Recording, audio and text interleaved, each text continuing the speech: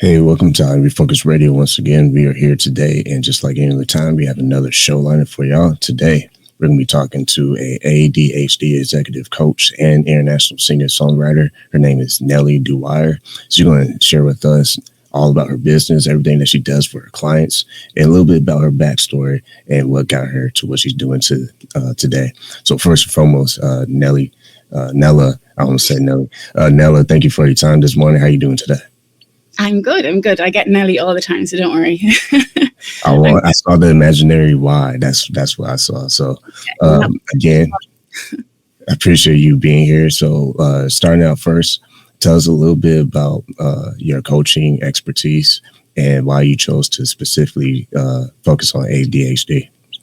Yeah, cool. Thanks, Shemaya. So I guess my whole life I've been a singer-songwriter. So it's only in the last sort of 6 or 7 years that I started working as an ADHD executive coach, neurodiversity consultant, and it all sort of happened by accident. So a family member got diagnosed with ADHD. When it was suspected, I was like, no way, they're really intelligent and et cetera, et cetera. So then when I looked up the symptoms, I was like, okay, this is me. And this explains a lot. And it is them, and it's many people in my family. And so from there, I sort of, got an ADHD coach. That was a recommendation. It changed my life in a very short period of time. I finally sort of understood how my brain works, and my whole life experience was sort of validated. Good and bad, not just bad at all. I always say it's a very different brain. It's not a bad brain, just has different sort of good and bad. But it explained a lot. And I sort of had never done anything other than music, or never wanted to do anything other than music, and never needed to, but I sort of, needed to, I shouldn't say that, because anyway, it's the music industry, but, I suppose from a sort of emotionally spiritual level, I never needed to do anything else.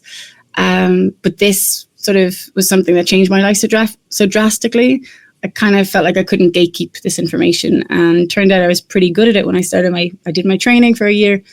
And so I work with really exceptional brains from around the world, really, really interesting people. And I now have both careers. But it's been an incredible addition to my life, actually, in so many ways, So that's a short story long.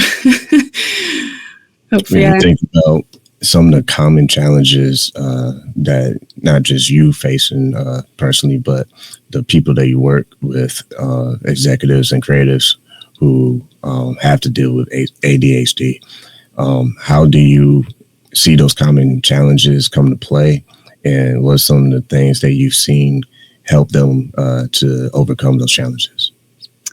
Yeah, again, I suppose, as I said, it's just a very different brain. So the operating system, when people say to me, give us some tips or tricks or some symptoms of ADHD, it's not me being smart or sarcastic. It's actually, if I said to you, well, give me some tips or tricks or symptoms of the neurotypical brain, how would you answer, right? And there is that much information about the ADHD brain, right? The same as our neurotypical, understanding of our neurotypical brains.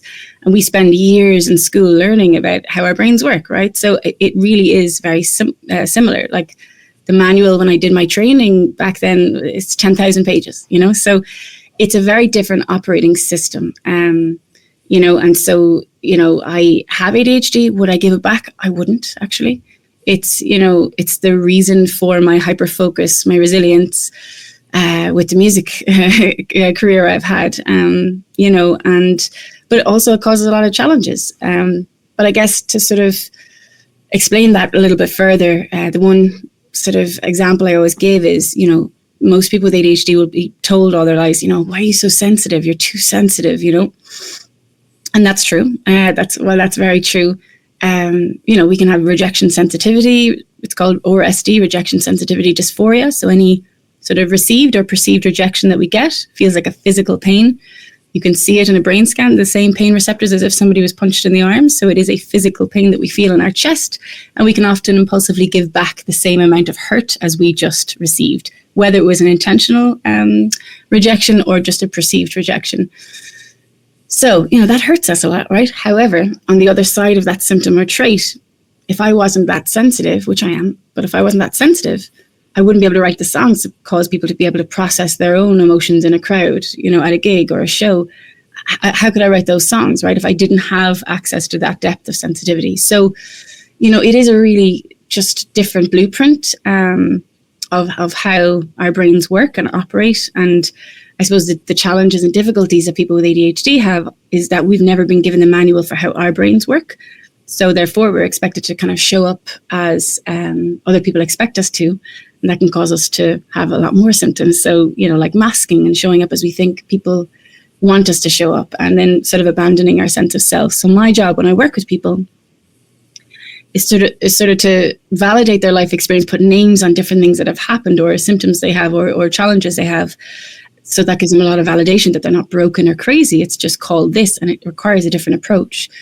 But also to sort of build them up from the ground up again. I call it building their personal operationals manual for them, for how they work. And that's understanding themselves, understanding what their values are, what their needs are. Usually we really abandon our own needs for somebody else's. And sort of fully understanding themselves so that they can build back that confidence and trust in themselves. And I work with a lot of very successful people, so it's not like people with ADHD can't be successful, but we would rather get to that point without the overwhelm, without the burnout, without the sort of nervous system being jacked, jacked up too much. But, if you look at sort of all the top entrepreneurs in the world, most of us are neurodivergent, so how could that be bad, right? So it's not a bad thing. It's just in the current world of what our understanding and education around how an ADHD brain might work, things can be challenging. So I suppose there's so many symptoms and so many traits, good and bad. Like I said, overwhelm and burnout would be really, really common. Reasons for that is because with ADHD, the H in ADHD is hyperactivity, and that's usually hyperactivity of the brain, not necessarily physically. Most likely not physically, it's mentally. So that would mean that we get lots of thoughts at the exact same time at all times. And the challenge for us is the risk of which thought to execute the function of, so executive functioning. And so that's why it can be very overwhelming, number one. Number two, that's why it can be a real asset, because that's why we're natural problem solvers, because our brains are naturally good at that. We're naturally doing that in real time. We're natural idea generators, entrepreneurs, problem solvers, great in a crisis. So again, do you see what I'm saying? Like for every symptom of ADHD that can cause challenge, like real challenges in real life, there is positives at the other side of it, So I think the missing piece is the education for all of us to understand, how to sort of get the benefits out of people with ADHD, how to, not benefits, but sort of how to create an ecosystem in the world where everybody is being raised up, even if we process things differently. But as long as everybody knows, then we're all having the right conversation rather than having a lot of sort of challenges in relationships, in at work, etc. So, or within ourselves. Anyway, another short story long. Hopefully that answered you somewhere in that. No, that's perfect. And by the way, you listen on Refocused Radio and watching us online, talking to our guest today, Nella Dwyer. You can follow her on Instagram, is at ADH Diversity on Instagram. So when going to my next question, you mentioned the word hyperfocus. And I think that's something that's very intriguing. When you think about hyperfocus or fast thinking, what are some of the things that you've seen creatives be able to turn that natural trait into their own advantage in high pressure environments? Yeah, so really, really good question. So ADHD can be described as a strength of hyperfocus and a deficit of interest. Okay, so what does that mean? So with ADHD, if we have got no interest in something, then it's extremely hard, if not really impossible, to be able to focus on something. So, when somebody has a keen interest in something, we're usually very, very, very good at it. And we often excel more than the general population would at it if we have the interest.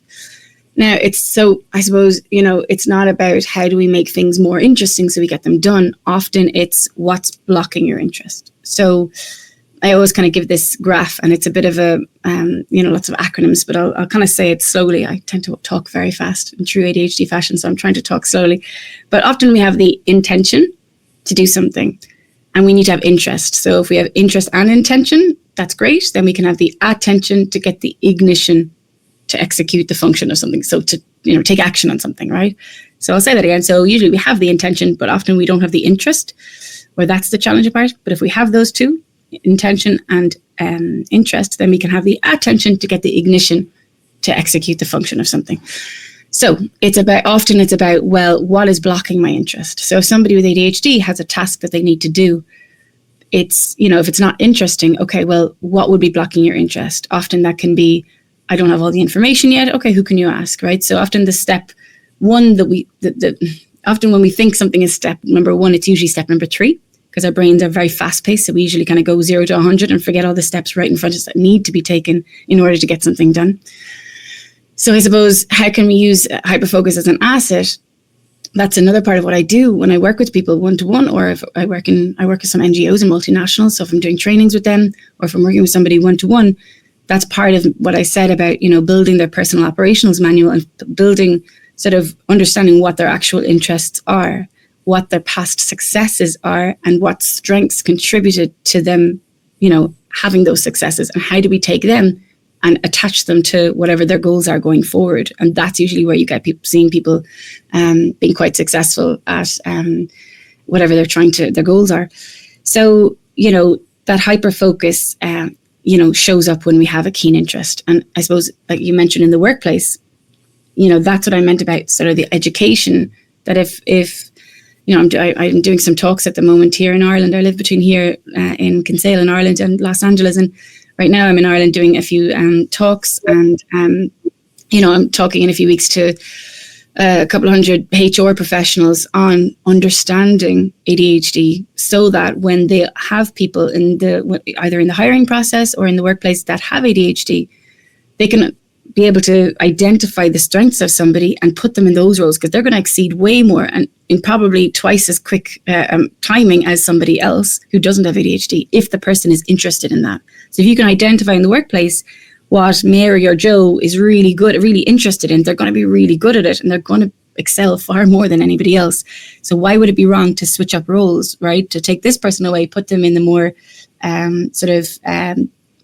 getting the thing done, like maybe the administration or the implementing of whatever the task is, but the idea generation or the creative side of it, for example, put the person with ADHD in that role. And that's usually when you see everybody's sort of excelling, and the sort of overwhelm going down, and the relationship challenges that can come up in the workplace when people are just not having the right conversation, because somebody may be looking at somebody's performance review in the wrong ways, like in communication style, whereas maybe that person has a very different communication style. And if you understood that, then you would understand the way that you're maybe marking that isn't actually fully with full knowledge of the real story. And I can give lots of examples of that. But anyway, so I'm going off on a tangent a little bit. But, if somebody with ADHD has an interest in something, they can absolutely hyper-focus on it. Just like I said with my music career, I really, against all the odds, I had a baby when my daughter, had her when I was in a very creative course, loving it. So I suppose when you put somebody, the reason I mentioned that is because everybody said, God, how did you focus on, have that resilience with your music career despite lots of challenges and go back to school and all that kind of thing? And for me, it wasn't difficult because I had an interest. I was so interested.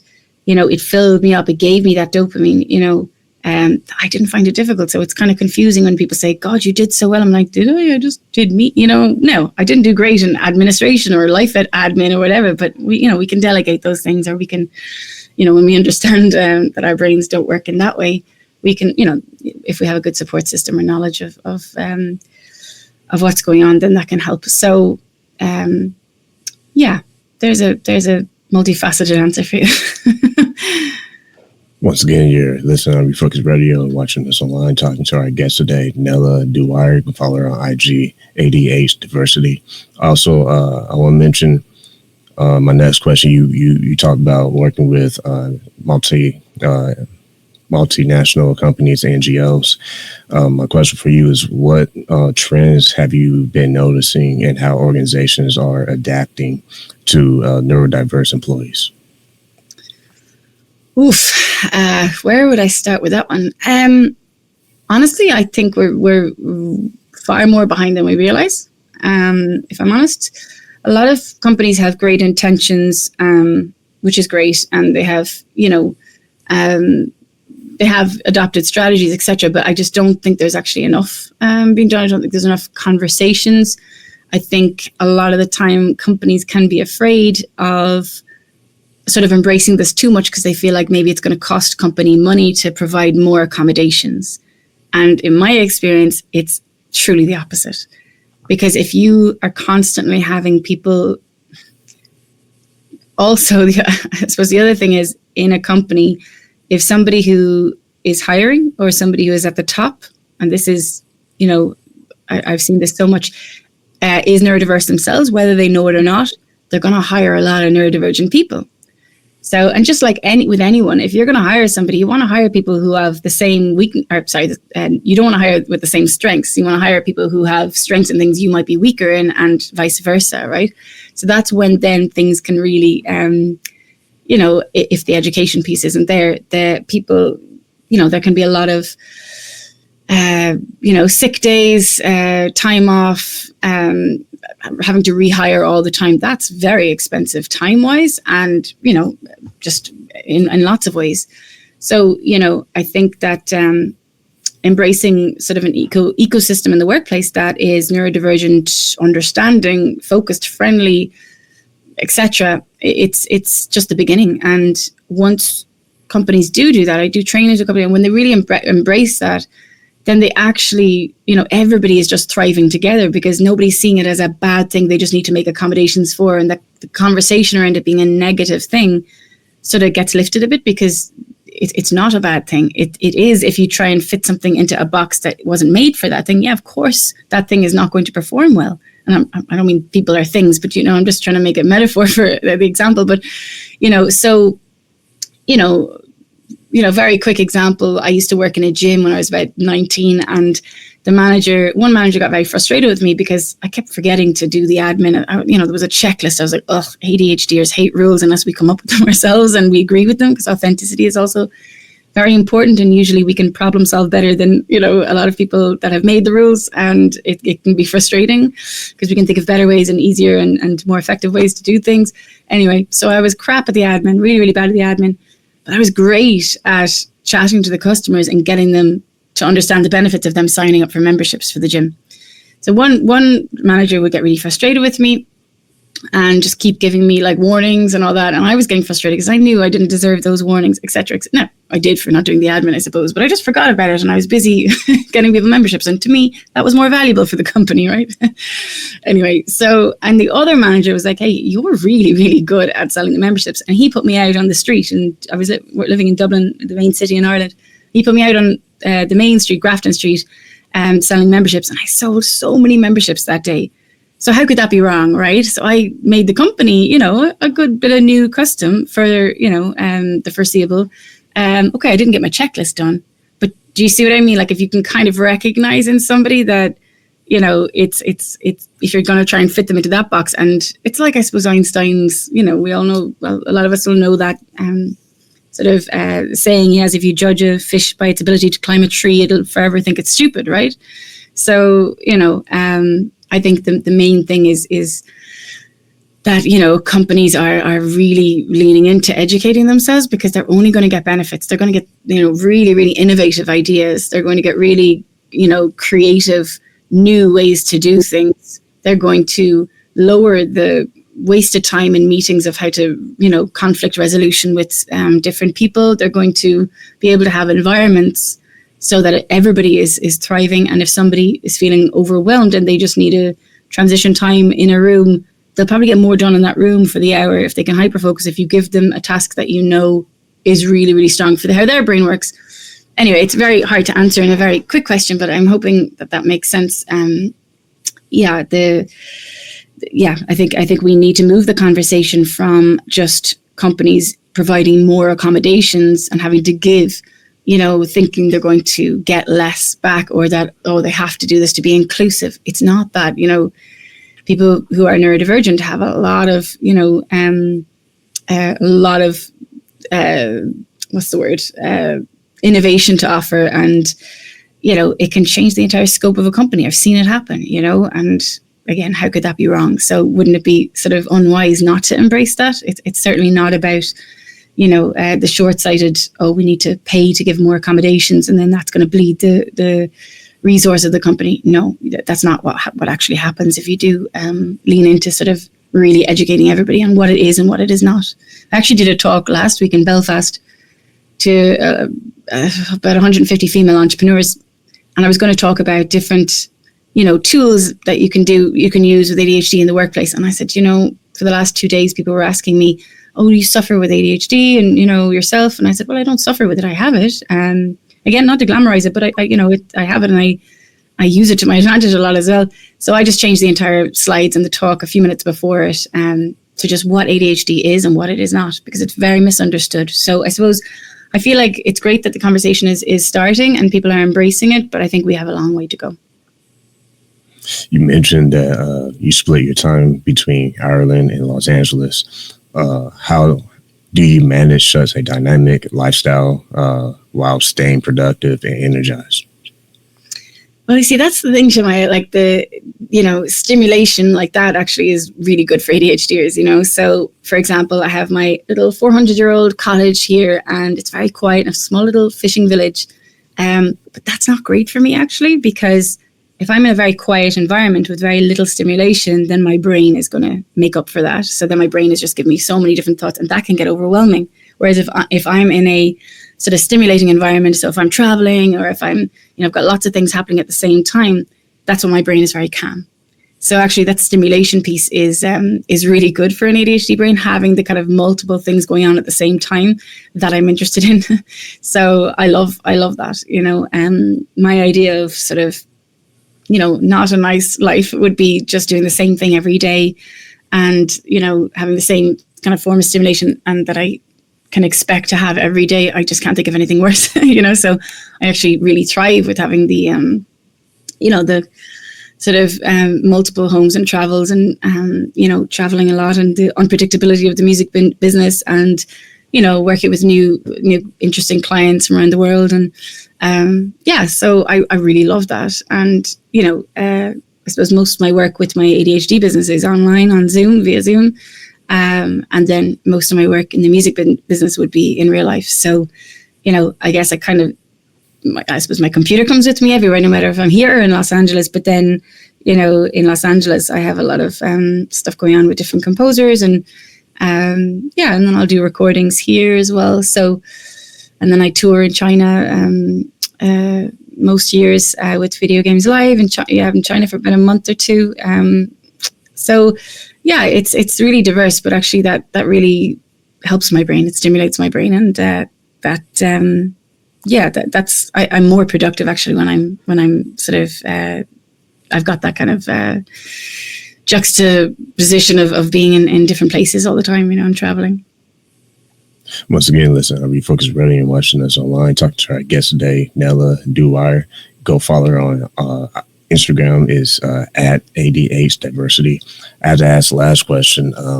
So how can people listen to your music? If someone's listening right now, like, well, shoot, I want to check out what kind of songs he's doing. So kind of in the last few minutes we have, explain a little bit about your sound and how people can check it out. Yeah, so I suppose my sound, I always say that like my music always would have started out in folk music, really, like storytelling. And I suppose people compare, I write multi-genre stuff. I work with lots of different, genres, but, and then I sing in video games, like I sing in World of Warcraft video game, and that kind of changed my life, being the singer of that game. And so I suppose kind of world music, folk, Enya-esque, Sinead O'Connor-esque, that type of thing. So yeah, my website is www.iamnella.com. And then my Instagram for my music is Nella's Music, NELLASMUSIC. And then my ADHD Diversity Instagram, they're both linked in each other's. So whichever Instagram you go on, you'll find the other one. Yeah, and I'm on Spotify and all the different places. But my website's probably the best place, iamnella.com. Yeah, and I have lots of projects happening this year, so there'll be a lot of music released, kind of further along in this year that I'm really excited about. We can't really chat about yet, but yeah, it'll all be updated on my socials and my website and stuff as well. Last question. You did mention about China. I think that's pretty interesting. What has been your experience being able to travel around the world, basically? And how was it being able to have your presence around different cultures? And what have you been able to appreciate with, people that are different, man? Yeah. Yeah, I think, as I mentioned, like getting that opportunity. I had a #1 record in Ireland called Revolution a couple of years ago in 2017, I think. And then I met the composer of World of Warcraft at a random event here in the American Ambassador's residence that I was just invited to. And then that kind of changed everything. He listened to my music. He chose me for the game. There's 150 million players of that game. So it just blew up my life in a good way. And so I get, that's when I started going to Los Angeles. And then Video Games Live is the touring outfit that I tour with, and they tour all. Tommy Tallarico owns it, but they tour all the Blizzard Entertainment video game music. So we have like 3,000 or 4,000 people a night, and it's pretty amazing. So yeah, I've got to tour in Germany with the Prague Philharmonic Orchestra with that music, and same in China, and just traveling to another city every night. It's amazing, especially like I had no idea of the video game world. I never had any plans to be doing video game music, which I thought was all beeps and bloops, but it's actually beautiful, orchestral, otherworldly music. And so I get to explore different parts of my voice and everything, which is fun. So yeah, I guess, it's amazing. Like touring with sort of Russell Brower is the composer of World of Warcraft, and he's the conductor that tours with me, and he's one of my best friends, and he's producing one of my my next single actually, and I'm co-writing his album with him. So that's fun. But so he would come, and then we have some American crew, and then some Chinese crew as well when we're doing China. So yeah, it's amazing. It's I'm really grateful for the experiences. It's definitely different. China is a totally different world, and it's amazing to see the audiences in China respond to like seeing the music and hearing music in real life from the games that they play so much. And then we've got like a screen behind us with developments of the game that they wouldn't have seen. And, so they're so fanatical. And like when I got involved in the video game music industry, like I learned that the video game business is bigger than the music business and the movie business put together. And World of Warcraft for a very long time was the biggest video game. So it's crazy to think that I'm the singer on one of the biggest, well, arguably the biggest media in the world, whereas it's not seen as kind of mainstream. It's mad. Well, in America it is more, in Ireland not so much. But yeah, so it kind of, it's crazy. It's just this whole world I didn't really even I didn't even really know existed. And so that's given me so many opportunities with, a lot of people I work with. From Los Angeles, a lot of well-known kind of composers and everything, I made them open my email when I said, I sing in this game. They're like, oh, we know that, so it just gave me so much opportunity. Whereas, they may not have even opened the email if I didn't have that one line at the beginning to say, look, you may know me from this. And then they're actually going to open and listen to my voice, so that really exploded my world. So, really grateful that Russell Brower gave me that opportunity. But yeah, it's amazing. I love working with people from all over the world. I had another very well-known composer reach out to me last week from some music consultant in London I met 10 years ago.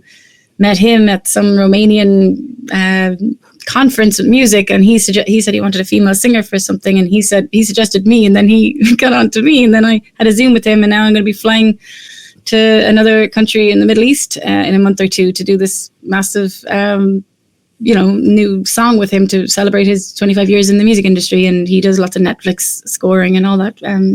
So yeah, you just never know what's going to happen, from one interaction, you really don't. So I suppose if anyone's listening that sort of ever gets to just invited to a networking event, you have no idea where it's going to lead to, and I know that, I think every interaction you have with anybody can lead to your entire life changing, so we all must appreciate each other, for that, for sure. And it's usually in the most unexpected ways, Anyway, I'm getting very philosophical. Oh, that's great, because I don't think people really understand what you're saying is actually big time. Like, that's big. I mean, we went from your business to like potentially a whole nother episode. And unfortunately, we had to wrap it up. But I would say, might have to have you back on so we can talk about the video game world, because there's a lot of people in the United States that are big on video games, period. So that'll be a very interesting topic we can have maybe in the future. Yeah, for sure. You have like a Netflix documentary style story. Like, you should document your whole journey going to the Middle East, because that will be very good content. Yeah, there was a documentary done on me a few years ago in Ireland. It's on my website, iamnella.com, that you can watch. But I think it's due for an update. It's been like China and all that didn't happen. Like that wasn't included, because I think we did that documentary in like 2018. So yeah, there's definitely, you're giving me inspiration to kind of maybe get another one up and running or something. Because yeah, you forget when you're living your own life that it might be kind of interesting for other people to watch. Kinda.